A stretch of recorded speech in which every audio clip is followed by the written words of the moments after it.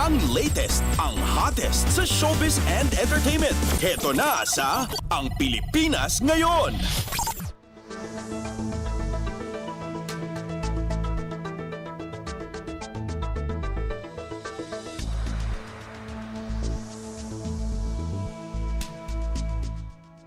Hello! Magandang araw sa ating mga chismoso at chismosang nag-aabang ng mga trending na balita sa mundo ng showbiz. Ito na ang ratsyada ng ating mga chika.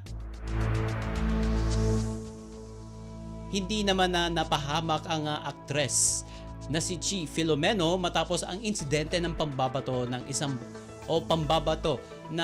isang individual ng ballpen sa kanya. Nangyari ang insidente sa gitna ng interview sa kanya para sa isang event. Batay sa mga kumalat na videos online, natamaan ng binti ni Chi nang binato siya ng ballpen ng isang individual sa hindi natukoy na dahilan habang ini-interview siya ng dalawang host sa nasabing event.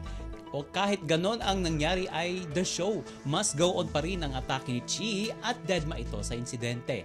Hindi rin mayaalis sa isipan ng mga netizen ang insidente at itinuring nga itong banta sa dalaga at pinayuhan siya ng mga ito na magsampa ng reklamo. Sa ngayon ay wala pang inilalabas na pahayag ang kampo ni Chi hinggil dito. Ang latest, ang hottest sa showbiz and entertainment. Heto na sa Ang Pilipinas Ngayon.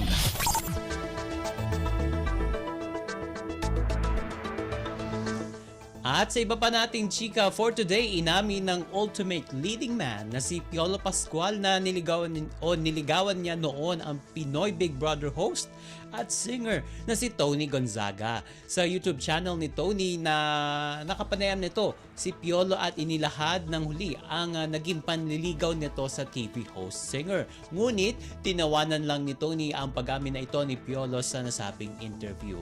Dati na nga nagkasama ang dalawa sa pelikulang Starting Over Again noong 2014 na ayon sa isang Hollywood-based entertainment website, kumita ito ng halos 30 milyong piso sa pagpapalabas nito sa Estados Unidos. Samantala sa kaparehong interview, inilahad ni Piolo na 13 taon na itong single. Ayon sa aktor, choice niya na manatiling walang karelasyon at ipinunto niya na hindi ito naghahanap ng katuwang sa ngayon. O, diba? Tamang-tama, Valentine's Day. At sa kabila ng panunukso na baka mahirapan na itong si Piolo na makahanap ng katuwang sa buhay, ayon sa kanya ay nanindigan ito sa kanyang estado ngayon na pagiging single. Panghuli, idiniin nito na mas tutok ito ngayon sa kanyang karera bilang aktor. Ang latest, ang hottest sa showbiz and entertainment. Heto na sa Ang Pilipinas Ngayon.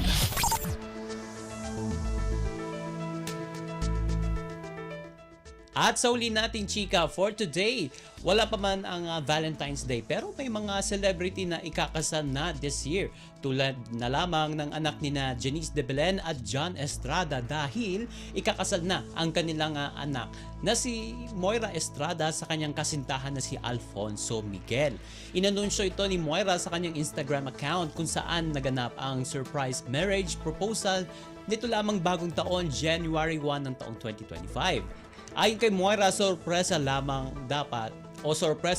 ang naturang proposal at wala itong ideya sa balak ni Miguel na nataon sa ikatlong anibersaryo nila bilang magkarelasyon. Sa iba niya, tumulong ang kanyang mga kapatid na sina Ina at Kayla Estrada upang maisakatuparan ang surprise proposal ni Alfonso. At marami naman ang nagpaabot ng pagbati sa soon-to-be groom and bride. At si Moira ay pangalawa sa apat na anak ni na John at Janice. Ang iba pa nilang mga anak ay sina Ina, Kayla at Juan. Ang latest, ang hottest sa showbiz and entertainment. Heto na sa Ang Pilipinas Ngayon.